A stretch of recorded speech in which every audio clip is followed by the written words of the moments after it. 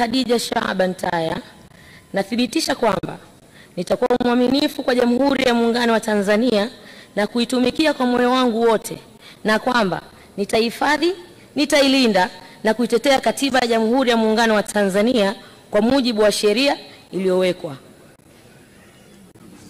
Ewe Mwenyezi Mungu nisaidie.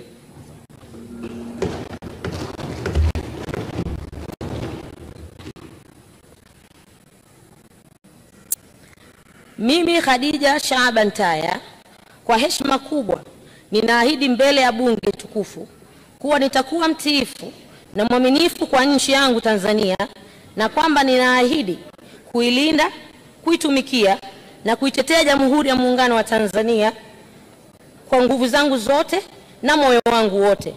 Ewe Mwenyezi Mungu nisaidie. Mheshimiwa Mohamed Khalfan Isa, Mheshimiwa Khalidi Musa